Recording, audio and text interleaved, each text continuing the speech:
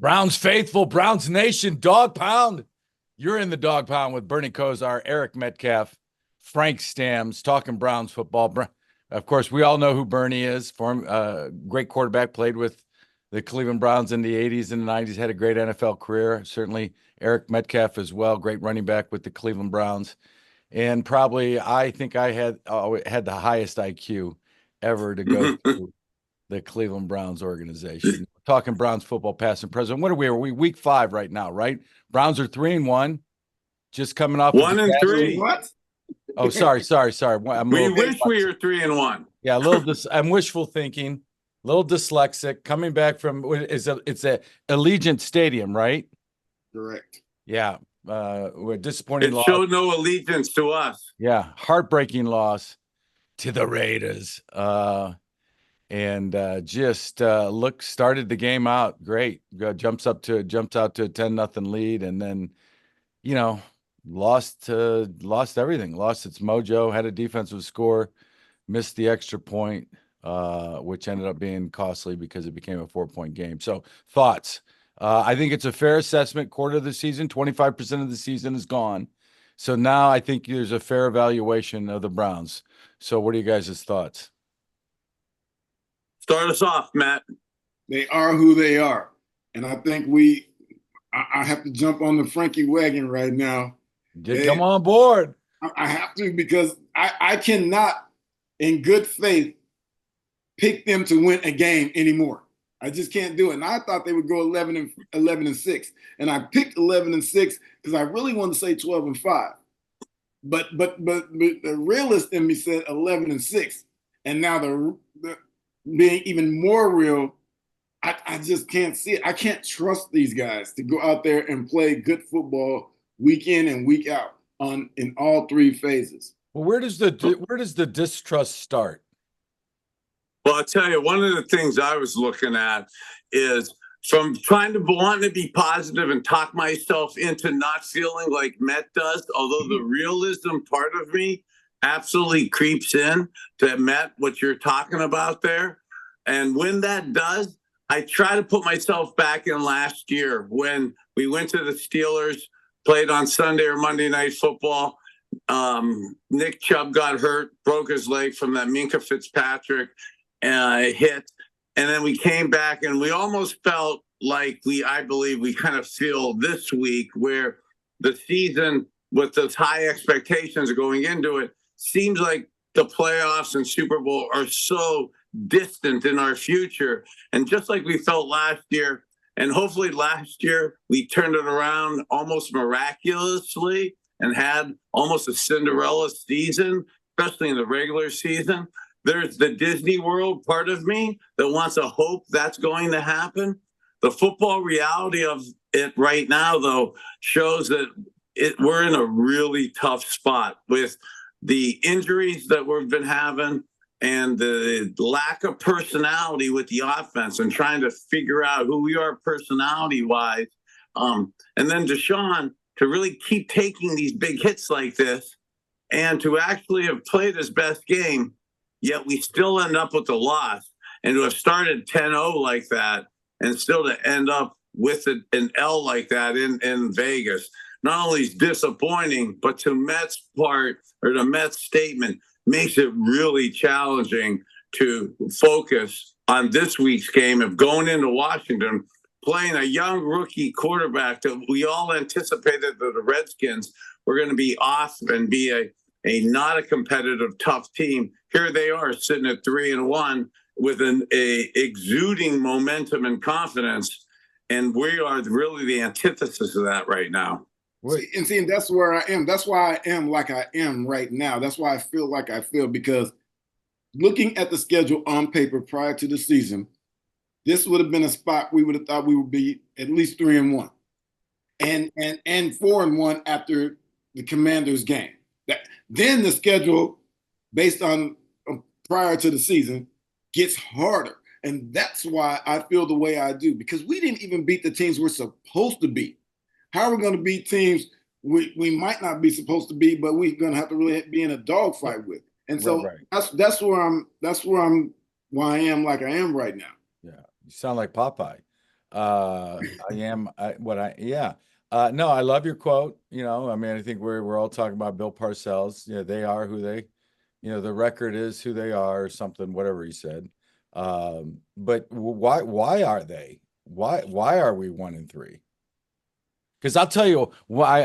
I mentioned the Frankie train. The Frankie train had a sense of urgency about it. The Frankie train said, "Get on. The train's leaving at 4 o'clock, and you better get your ass on it at 4 or 5 till 4." But so now I see a sense of urgency about everybody. I see Deshaun getting on the lineman there late in the game, which I wanted to talk about, holding people accountable. Now all of a sudden, there's a sense of urgency. Now all of a sudden, there's I could I don't really want to go down the road where it says it's panic, but man, they're feeling it and they're upset and they're angry. And so my whole point was the Frankie train back in training camp. That was the Frankie train back in training camp, says you better get a sense of urgency about yourself and show up on game one with a lot of this shit corrected, because you could it's just almost like, well, we'll just play our way into the season, or Hey Frank, I love how you're saying the sense of urgency like that, almost like the sense of desperation. And then unfortunately what we talked about in the Dog Pound last week about Coach Antonio Pierce of the Raiders calling out his team for business decisions and turning down contact. And the Raiders, unfortunately, came in on the Frankie train because they weren't feeling comfortable with each other. And I'll actually take it a step further. There was an element of desperation, not just to survive their season, but to survive their job. And I hope it's right what you're saying, that our team, our guys, players, coaches, organizationally, and I don't say this to be cool or to point fingers at them, but all three of us, when we played, we actually thought that every day we are capable of getting cut. And that was even me as the quarterback back in the day of when the franchise guy was supposed to feel secure. And that old school way of not making you feel comfortable, not getting complacent, actually does bring out, I believe, the best in people and the best in players. And hopefully I hope to concur with you that we kind of have that level of desperation / preservation for the season. And more importantly, preservation maybe for their job. And before I get into, I want to reply to that. I'm going to say, in the Dog Pound, brought to you by DraftKings. Score big with DraftKings Sportsbook, the #1 place to bet touchdowns. Download the DraftKings Sportsbook app and use code DAWG. That's code DAWG for new customers to get $250 in bonus bets when you bet just $5 and get 1 month of NFL Plus Premium on us. Only on DraftKings. The crown is yours. Now, to reply to what you just said, you said you don't mean to point the finger. That's the damn problem. Nobody is pointing the finger. If you got problems, we're not attacking a person, we're attacking a problem. That's from the great Frank Gans, special teams coach. Nice. I'm not attacking a person, I'm attacking a problem. And what we seem to have is many problems. It sounds like what we seem to have is a failure to communicate. We have many problems, and we're not addressing those problems. I mean, once again, like you said earlier, this was probably Deshaun's best game. Good throws, getting the ball out quick, moving the ball. Once again, it's the first 2 drives. We're still on script. Then we get off script. Yeah. We get off script. We don't score again. Yeah, I was thinking about that in the entire second, third, and fourth quarter when there was really no offense. Yeah, I got off script, and all of a sudden now, he's making game time decisions, and it just it just didn't get it. And I understand that we've been decimated with the old line, but in calling these plays, BK knows better than anyone as a signal caller. You have to call plays that protect them and help them protect everyone else. And I don't think they've been put in a good spot. to do so. And that's why Deshaun is getting sacked so many times. I watched one play where the whole route concept, everybody was on one side of the field. Deshaun rolls out, somebody scrambles over, rolls over there with him, he finally gets it out. But what are we doing? That's easy to pin down one side of the field. Right. I look at terrible teams, bad teams. I guess we can be included in one of those right now. But I look at bad teams on TV and I see guys running all over the field, wide ass open throughout the course of the game. And they might lose, but they're still able to make plays. Why can't we make those plays? So speaking of the plays, and we've talked about it in the Dog Pound, they're not making the 6 or 7 plays in close games that they need to win. Let's just look at the last possession, where they had the ball, I don't know, 15-yard line. Play number 1 is a snap that comes back to a quarterback that's not ready. Now you're starting 2nd and 16, and your chance for success goes down dramatically. And then the last play, they get sacked. I mean, it just, the mix. We can talk about the 6 or 7 plays. The missed extra point. There's a play. The holding call, which I thought was bullshit. When Amari Cooper, what was it, 85 yards, got the touchdown pass, or set up for, maybe he didn't score, but you set him up downfield. I thought that was bullshit. Why? I mean, why are they calling that then? They could call that on any down. Why are they calling that? I don't understand. I'm down on the officiating. I think the officiating is so bad in the NFL anymore, but why are they calling that then, I guess, is my question. Wait, well, to the officiating thing, look, as ex-players, we all know that let's not waste a ton of time on the officials, and those calls come up, and unfortunately, I concur with you. That wasn't really holding, and that was a massively negative play to take away from us. But more so the Mets point for the listeners out there in the Dog Pound, you're so right on point with it. Is just because we want to do something conceptually that maybe the QB wants, that we have other 10 guys now, and it's really clear that the quarterback, like Deshaun, has elevated his game, but there's other guys that are really struggling in duressful situations like spread formations for our offensive line right now is really getting picked apart with just basic TT games or the tackles twist, or TE games where the tackle and end twist. And a lot of these pressures are just coming with 4 and 5 guys coming. So to Matt's point is there are some formations and then personnel groups that we really should probably be implementing that will help out Dewan Jones and whoever our left tackle is, because being in space right now, we're putting guys around Deshaun in positions that aren't really good for them to make plays. And in turn, we aren't being at all consistent offensively. Yeah, I think that, and you guys mentioned it, that offensive line is decimated.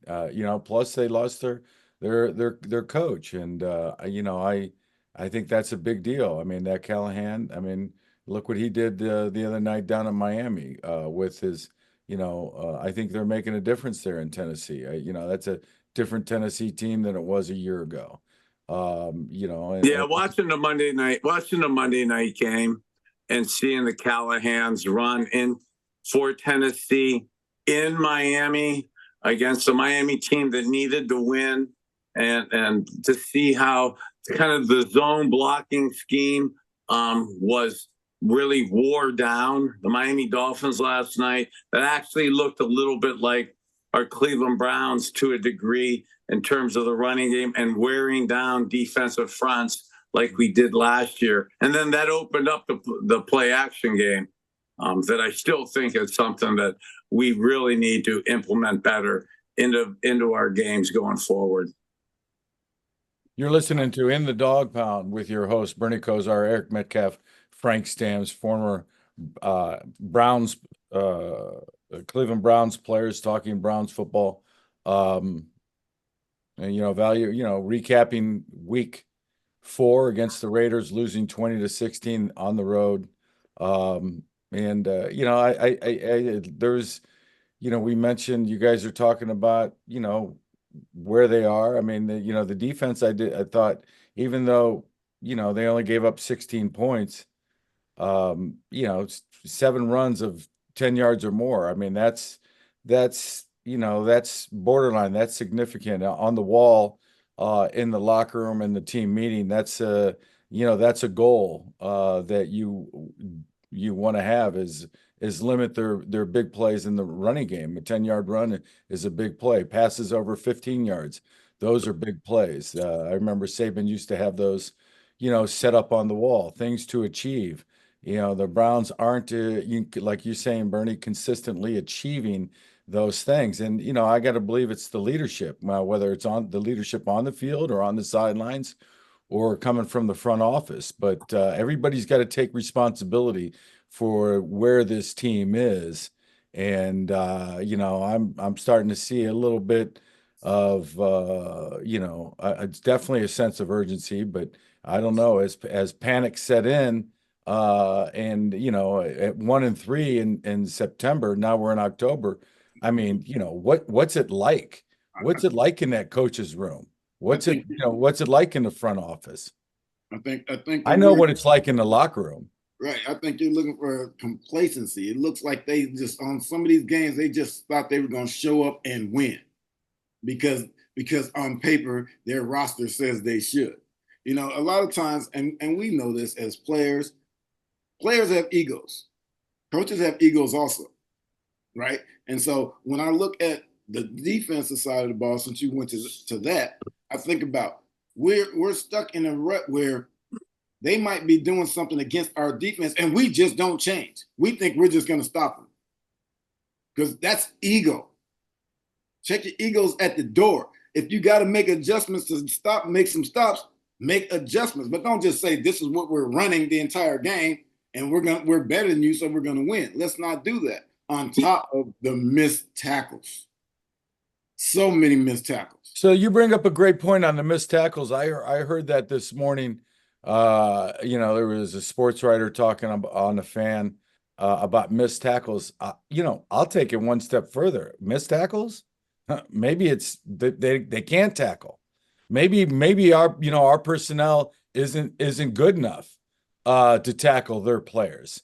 When I see that, are they making are they making business decisions? Are they being soft? Are they turning it down?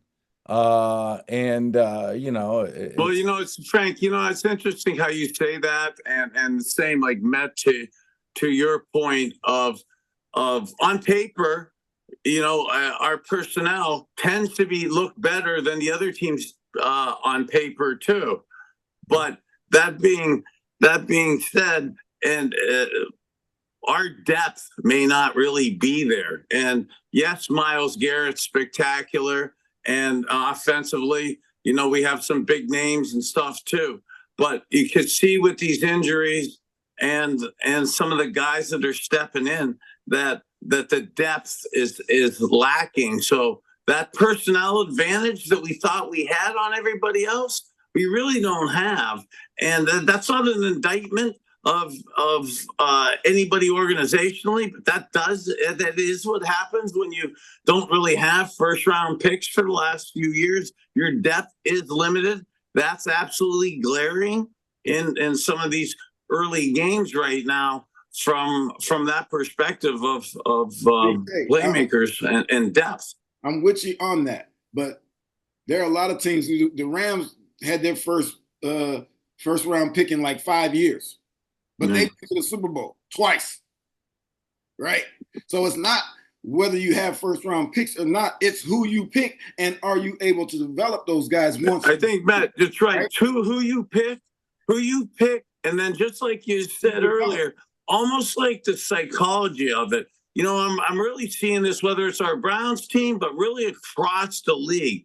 The teams that are getting embarrassed on, like the Raiders were with the business decisions that Coach Pierce said the week before we came, or when the Giants were 0-2 coming to town against us and their season and coaches and their jobs were on the line.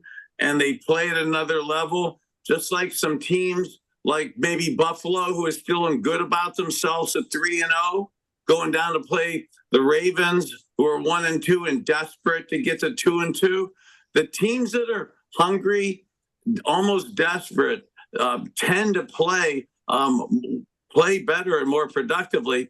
And just like life, when we're content and feeling good about ourselves, you tend not to achieve greatness. And you get a little complacent and you make some of these mistakes. And I think that we as a team showed those signs. 100%. Yeah, but you know, I don't, but You're I'm not confused. You get it. You're not confused. What are they, what are they complacent about? I mean, they were a playoff team last year. Okay. But it wasn't a high level of achievement last year. So yeah, but Frank, maybe I say complacent, but like when there's an aura, a desperation of it's life or death, and I know that seems dramatic, but God, I know when me and Met were in the huddle together, nothing really mattered other than that play, and it almost was life and death. And when you have that kind of mentality, most the people I want to be in a huddle with, that makes them get better. And when you are just not nervous, or you just think I'm supposed to be good, or hey, I could just kind of give my usual effort and dominate that guy on the other side, then it tends to not to materialize as much. The great Darrell Royal, who's a coach at Texas, he used to come. He wasn't our coach when I was there. Fred Akers was, but he used to come to practice and to our meetings. And he once said, if every man goes out there on that field and is selfish enough to say, I'm not letting this guy beat me, then you can't lose. If everybody's selfish enough to do their job, how do you lose? If you're better than them, how do you lose? No, I agree with that. Because and Bernie, I know exactly what you're talking about, and Matt, I know exactly. There wasn't, honest to God, going back to Pee Wee, high school, college, there wasn't a day that I played a game where I was afraid of getting beat, and there wasn't a game that I wasn't held accountable. And I never at the pro level, never. I mean, I never had a thought where I could just go in there and go through the motions and not perform at a high level. And this is my point is, the Browns are a talented team. They got talent. The offensive line is a problem. That's a problem. They're the decimated there, recovering from that is going to be an uphill battle, both in the run game and passing game as far as protecting Deshaun, and that's showing up. But the rest of the team is talented enough to win, and they had their chance to win that game. The Browns could have won that game, but they're not, like we talked about, they're not making plays, they're not finishing drives, they're doing stupid things, and these are things that should have been addressed, if not years ago, certainly in training camp. In that locker room, I think, we want, I mentioned, I know what it's like in the locker room. In the locker room, man, those guys, you're going to see some guys go into a shell and some guys come out and start, pointing the finger and attacking. It can get ugly in that locker room, and that locker room can be very unforgiving. So, where do you see this locker room where do you see this locker room going? Well, actually, the locker room in good locker rooms, great locker rooms, it is unforgiving. And it's actually your players and your teammates and your friends are the ones who judge and hold you to the most accountable standards. And I absolutely love that. Actually, one of the things that Art Modell used to say, I don't care if you love me or hate me, just don't be apathetic to me. And apathy breeds content and failure. And in that apathy, I just hope the locker room isn't accepting these type of things as opposed to trying to kind of I'm not saying call each other out, but hold each other accountable. And again, I use the Jimmy Johnson line a lot in my life, on and off the field. Somehow, some way, as players, even if you felt there was dysfunction around us, somehow, some way, we would figure out a way to make it and be successful. And this week, being 1-3 right now, statistically, for our DraftKings odds maker out there, to use our code DAWG, D-A-W-G, is only, sadly, 1-3 teams, 14% of the teams make the playoffs at this point. So going 1-4 takes that down into single digits. And we're going to Washington, and a game that before the season, we were all kind of saying, we got this. They got the rookie quarterback, the new coach. They were miserable coming from the Daniel Snyder ownership group. And now Josh Harris owns it. They got the new coach, the new QB. Didn't think at all they were going to be competitive. And here we have one of not just the Heisman type QB, but we have like a special NFL QB in his first 4 games to be averaging 82.1% completion percentage. I saw that. That's wow. It's amazing. I mean, we haven't seen that in the first 4 games of any NFL quarterback in any season, except for Tom Brady, last one who did it at 79% in 2007. So Jaden Daniels and what he's doing offensively with the Redskins, it's going to make it a tough task for our Browns to go there this weekend. For those of you who don't know, they're now the Commanders and not the Redskins anymore. Yeah, the Reds still my old school, man. I know. I'm thinking it all the time. I was thinking of. Did you see? I was talking to Ken Harvey, one of the great Redskins, and then Ernest Biner left us in '88 to go to the Redskins, and one of the great Cleveland Browns, one of the great teammates of mine, and then to be one of the great top 50 Washington Redskins / now Commanders of all time. It's kind of cool to kind of remember some of those old school memories. Do you know that EB is in 3 team Ring of Honors, Hall of Fames, whatever you want to call them? 3. Oh, I know 2 of them. What's the third one? Baltimore, Washington, Cleveland. Baltimore. Okay. And I think 4 because I played them in college at East Carolina.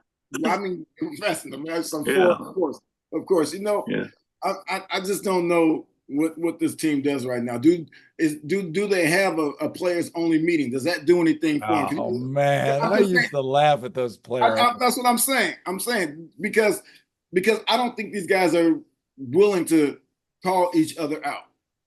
You know what I'm saying? Like back in the day. I see him willing to call out the weaker dudes, the younger dudes, the rookies. The low-hanging fruit is calling them out. But are they willing to call out each other? That's what I'm saying. And so I don't know if that even works. I don't know what they do differently because they have the talent. I think they're talented too. They're talented. They're except for that offensive line. That offensive line not talented right now. They're not talented right now, but they have talent, and they're just not a team. They're not a team. They have a bunch of individuals who can play football, and somehow I don't know who's supposed to do it, but somebody is supposed to be able to put these guys together in between those white lines. Well, I know who's going to do it, and that's DraftKings. DraftKings is going to do it because score big with DraftKings Sportsbook. Download the DraftKings Sportsbook app and use the code DAWG, D-A-W-G. That's DAWG. That's code DAWG for new customers to get $250 in bonus bets when you bet just $5. And again, get 1 month of NFL Plus Premium only on DraftKings. The crown.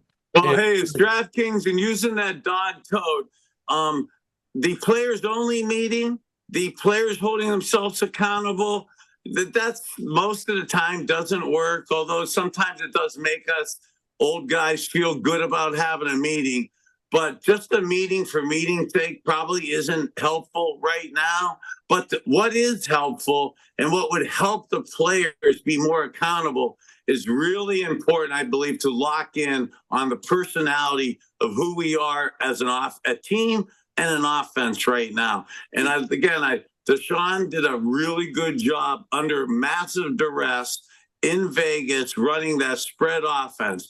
I just think, though, that it's personality-wise, we're trying to serve two masters as the spread offense, and our O-line isn't going to be able to handle that. And that's not a completely trying to crush the O-line and throw everything there, because any system that goes shotgun spread the whole game is challenging for the best of offensive lines, and we're not there yet as the best offensive line. So some of the things that we can do to help players and then maybe help the DeJuan Jones fight from not happening in the third and fourth quarter is we've got to give them help.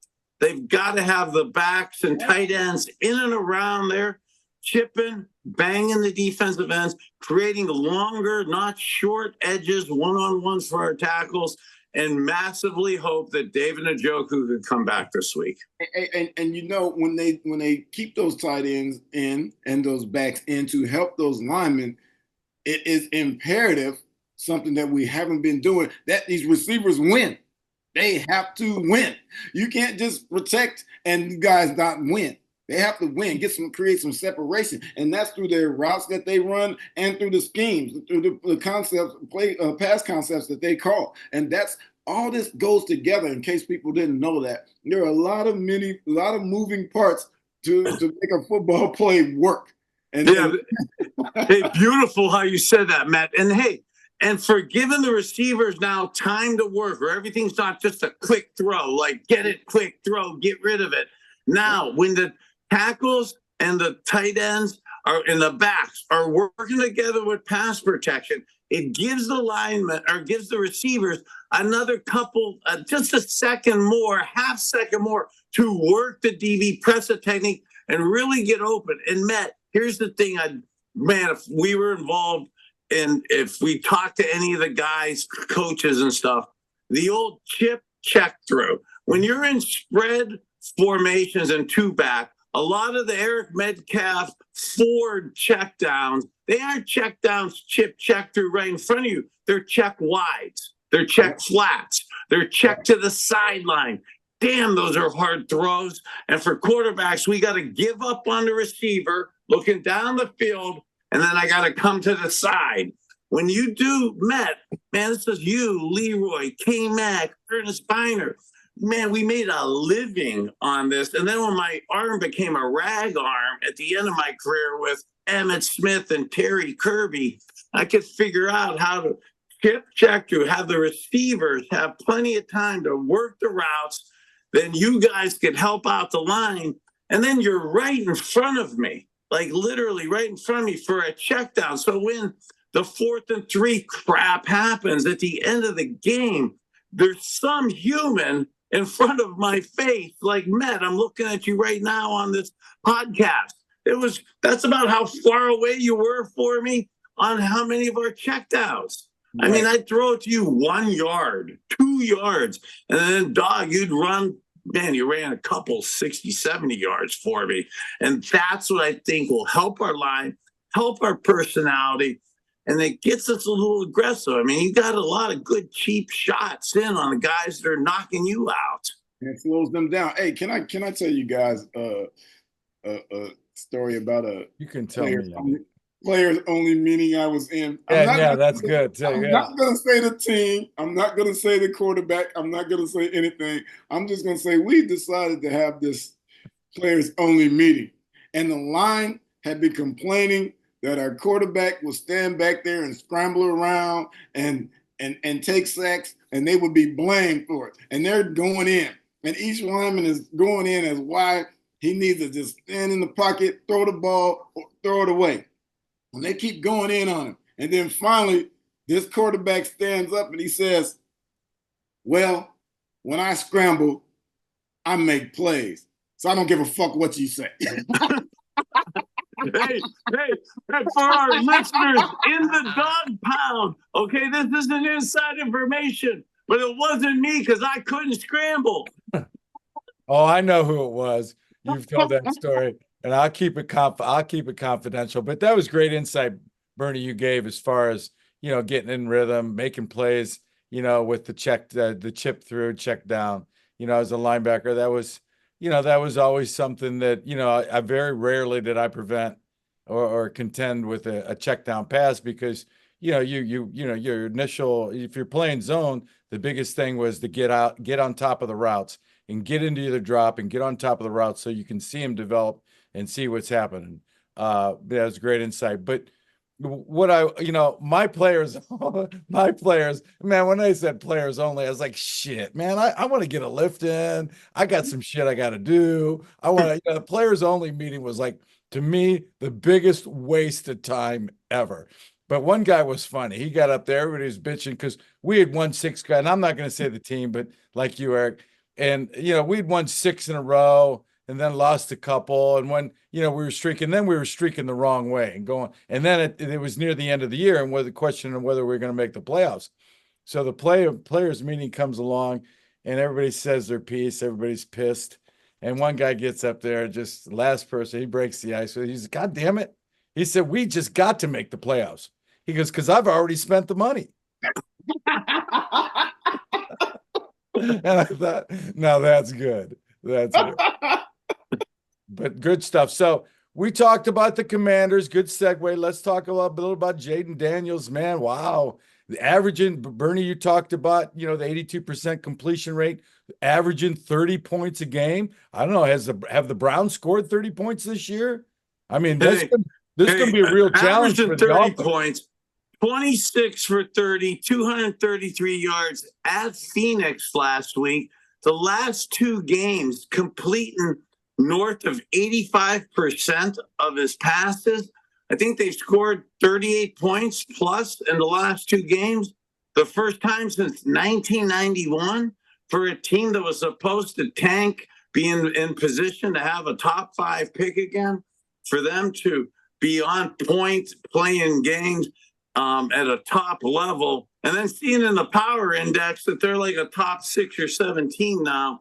That's as much as I really am impressed with the job that Josh Harris has done turning around the organization from the Daniel Snyder days of this, and to see what Jaden Daniels is doing, as impressed as I am, as much as I love Cliff Kingsbury and what he's doing in his second chance here with the Washington Commanders, as much as I kind of massively respect it, it couldn't be at a worse time for our Browns. And hopefully they're feeling good about themselves from being playing at elite level the last few weeks, because if they play at this level of efficiency, we aren't set up right now to handle this. Hey, look here. These dudes have punted 4 times this year.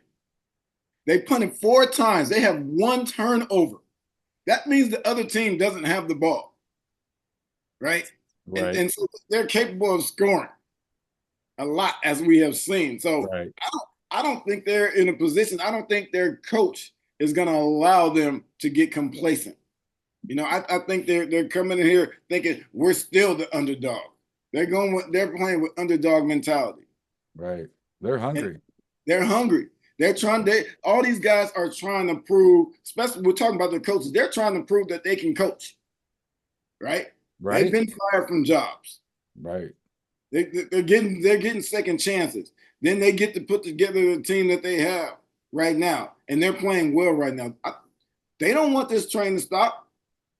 No, man. Well, it's fun now. It's fun. Yeah, once you get a taste of it being fun, and then you get a taste of success. And again, I mean, I joke around with the "you matter," but it's big about self-confidence. Oh, by the way, my wife's girlfriend has a bottle of "you matter." Unfortunately, young Washington Commanders team, they have awesome self-confidence and self-esteem right now. And my favorite coach, Howard Snellenberger, said to believe is to be strong. And when you believe you could be successful, and you believe you belong, and you believe you can make plays, that you're even more special. And unfortunately, the Commanders and Jaden Daniels, they believe they belong now, and that doesn't bode well for us. Hey, why was Schnellenberger your favorite coach? What's that? Why was Schnellenberger your favorite coach? Because I met him. I went down there on a visit and I met him. I like the guy. Smoked that pipe. Yeah, I love really him. I'm Southern actually gentleman. still, even in God bless, I look up, he's in football heaven, but I'm still afraid of him. I mean, he was a tough guy, disciplinarian, and he was on our case. He was on our case about never quitting, never giving up, and he really foundationally taught me the X's and O's that I still stand by today. I mean, I could look at blitzes and see these 4 overload blitzes coming, and that's still the stuff that Howard Schnellenberger taught me. And we've talked about this in the Dog Pound, to be blessed for him having roots from the Bear Bryant days and the Paul Brown, Don Shula days, the convergence of those two systems. It sounds like something crazy from 70 years ago, but that protection scheme still works. And I damn well wish we were able to understand it better with the Browns here. And what I got out of that mostly was like Bernie accepted and liked the fact that he was coached both schematically and coached hard as an individual. Hard. Heck yeah. Because that's Coach what brought the best out of you. That's what brought the best out of you. Exactly. And guys are scared of that today. They're scared of that. I don't understand it. I mean, I guess I do understand it because it's about the money and who's a star, and this guy makes more than me and he'll be here longer than me, what have you. But you're supposed to be trying to win. You know, I've said this today in an interview earlier. I'm talking about Lamar Jackson. And he said in a quote, he would rather not throw for 300 yards and throw for 50 and win.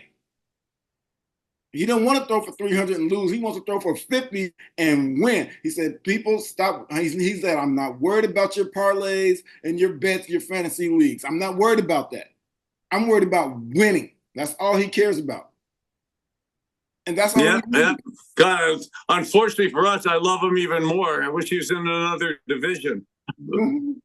Right. Browns Nation, you're listening to, or you're in the Dog Pound with Eric Metcalf, Bernie Kosar, Frank Stamms, former Browns player, talking Browns football, recapping week 4 at Las Vegas against the Raiders, lost 2016. Now previewing Washington Commanders coming in at 3-1, tall task.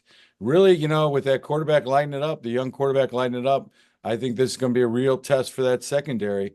You know, they're going to need some help from that pass rush. You know, in a strange way, I kind of like the Browns. I don't like the fact that they're going on the road. But wow,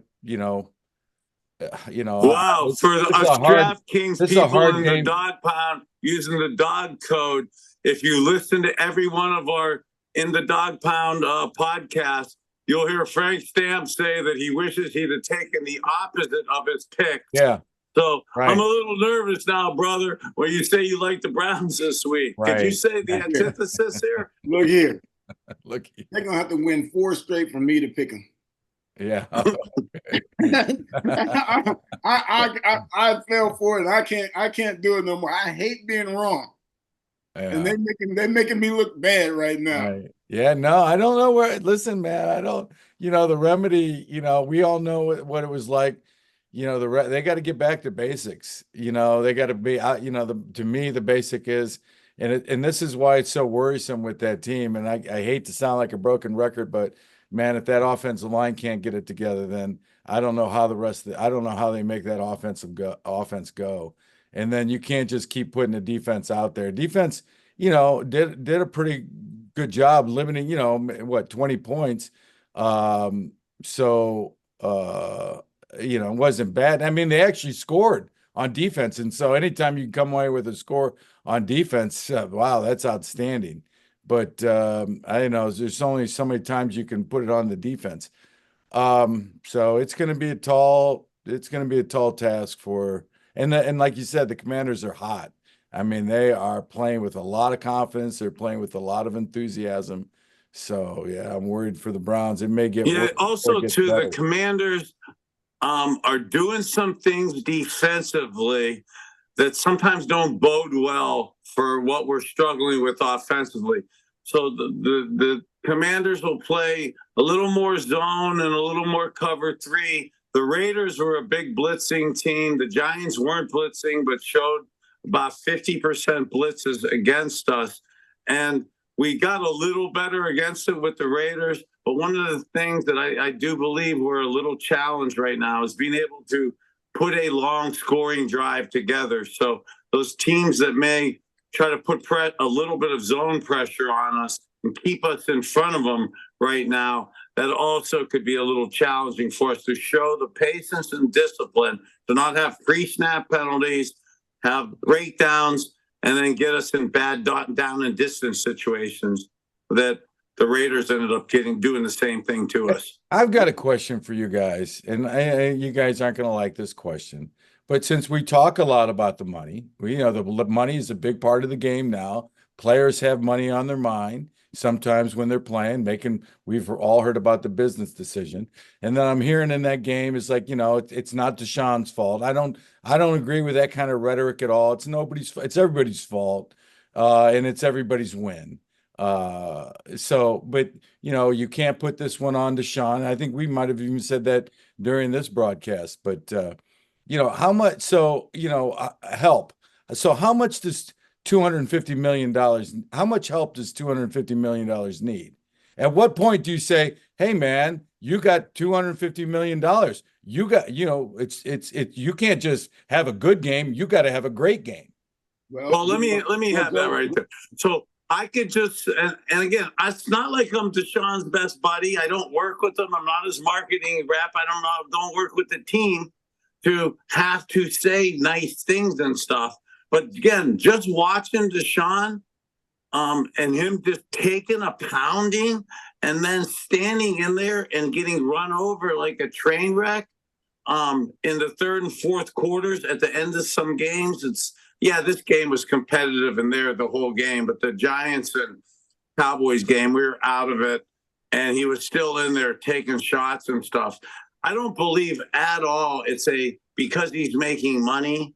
That's why we're not having success. I actually think the money part, and I know people may disagree with this, but I don't think the money part has any effect on the way he's trying to win. And I actually think the money he's getting is making him actually want to play tougher and stand in there, because he's standing in there and making plays that if it was a business decision to get to spend that $250 million, he wouldn't be standing in there like he's standing in there.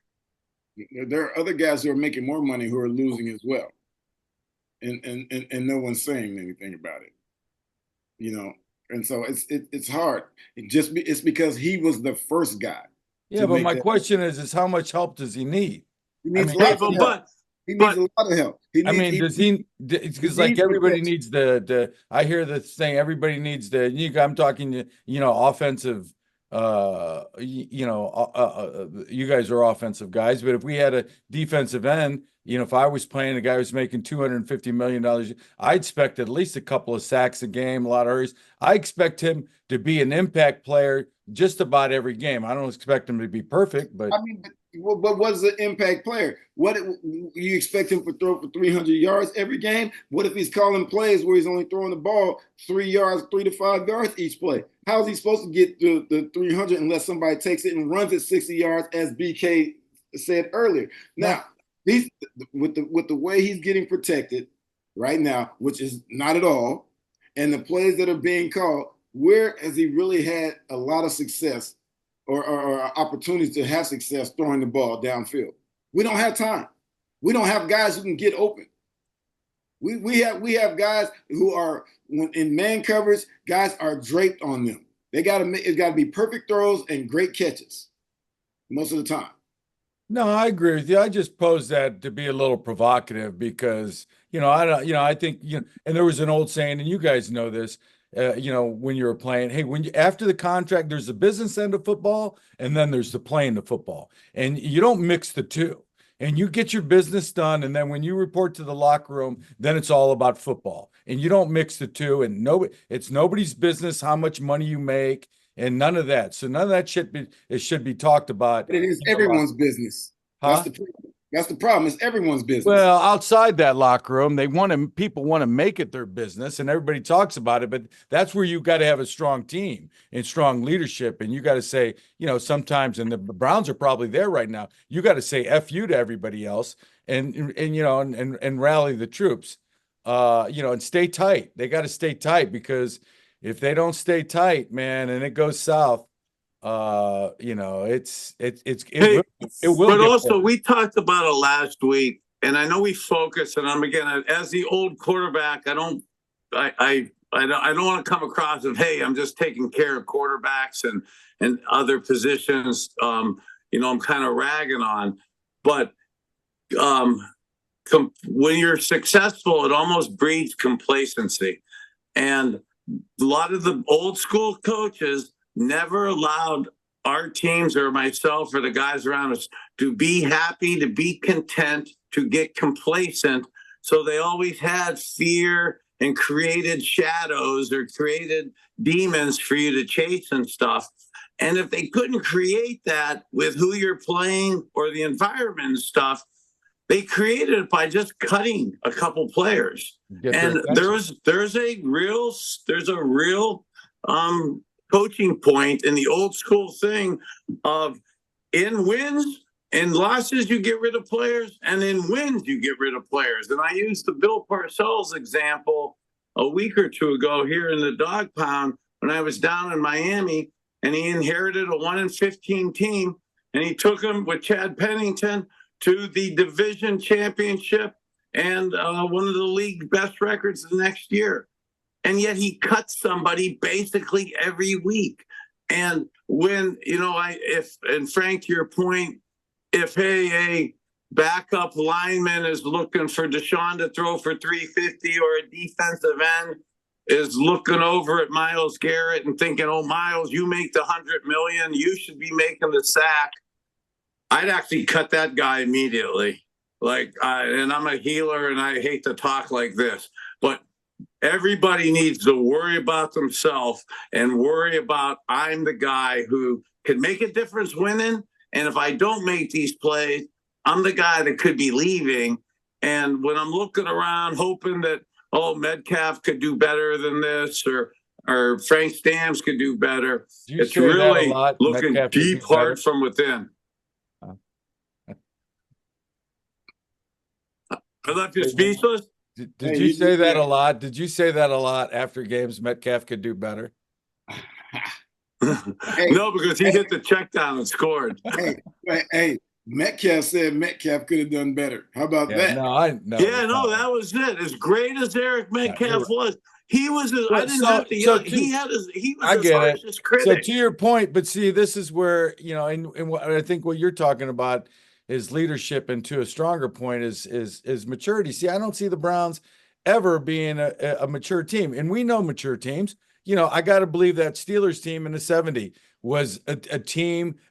Those guys were pros. They got up every week. They took their craft seriously. They got up. They played hard every week, and they were accountable to each other. The 49ers in the late 80s and the 90s, that was a veteran, mature team with great leadership. Brady, you mentioned that. Veteran leadership. He held everybody accountable. And this is, and I'm starting to see a little bit of it with Deshaun calling some people out.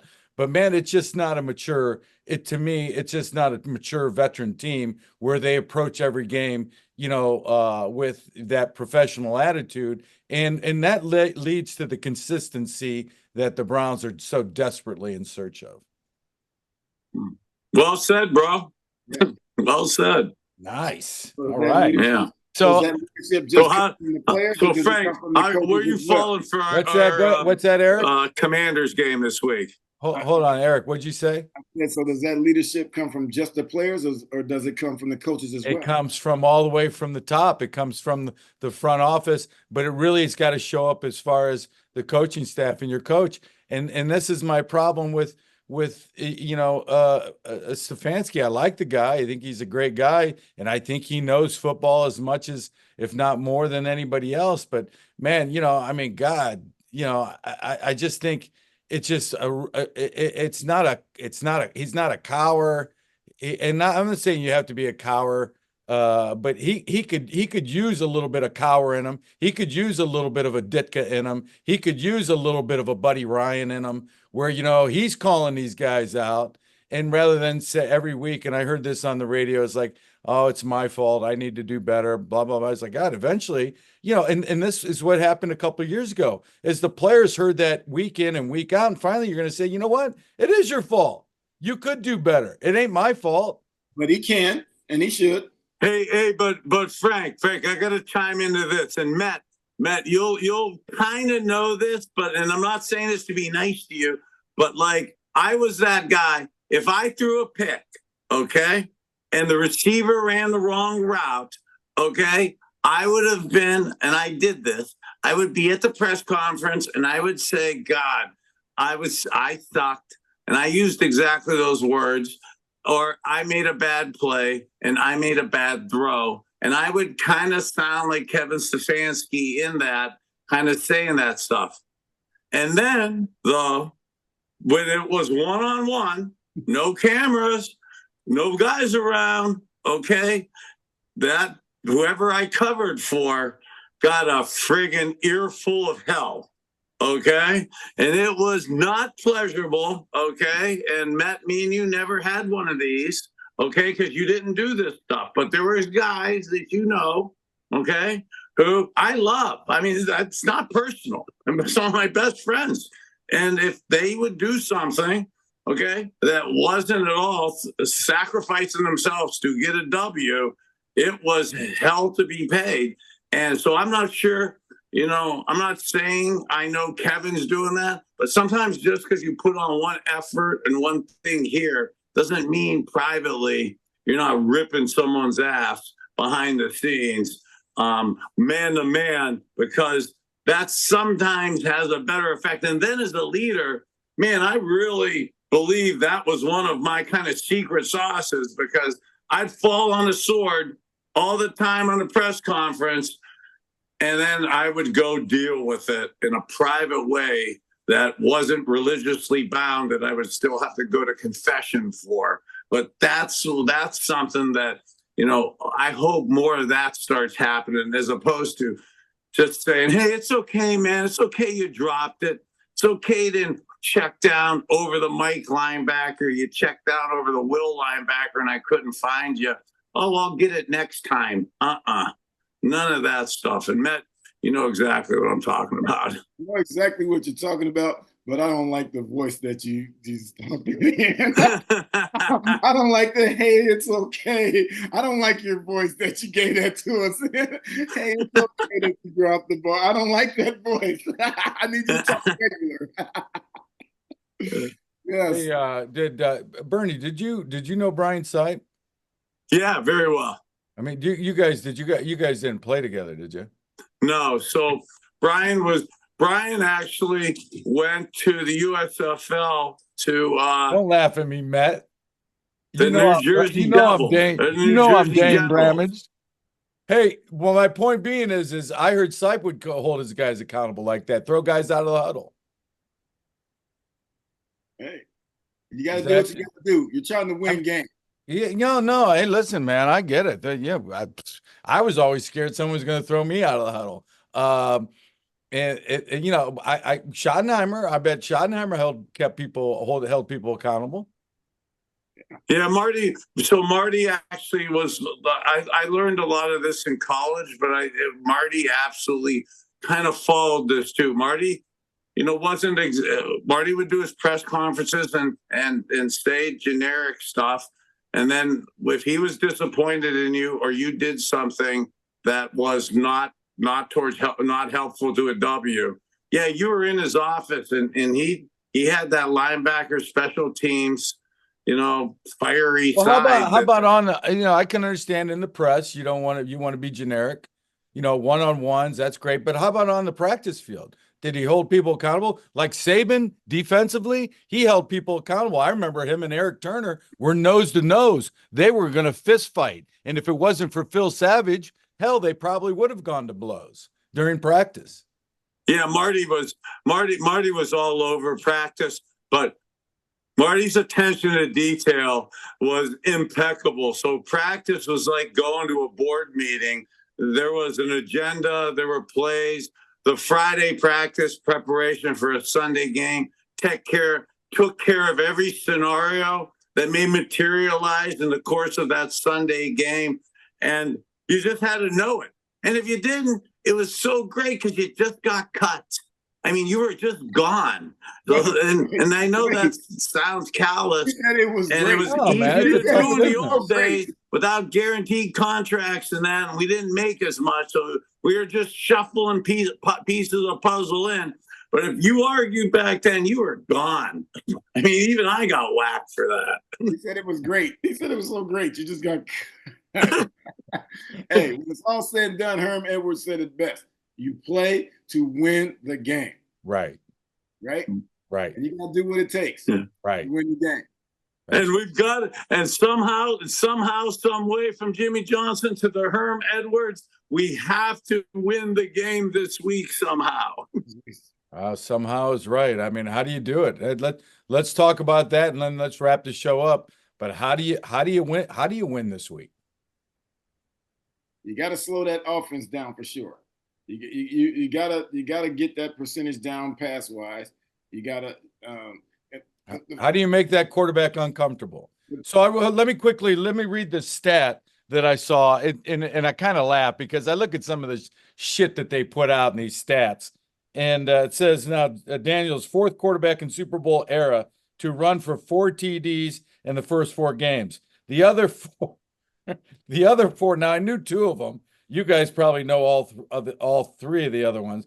Cam Newton, Robert Griffin, and the last one was a guy, Anthony Richardson, quarterback. But I thought to myself, well, I mean, that stat really isn't, I don't know. I mean, those are good quarterbacks, but I'm not so sure that's an elite group or a stat that means anything, or it means anything that you're going to be a great quarterback at all.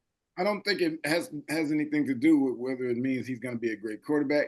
I think it means that is there. That option is there. Well, my point being is that doesn't necessarily mean achievement or success. I get you, but when you play they're playing, he's throwing for 82%, and he also has the ability to score with his legs. That makes it hard on a defense.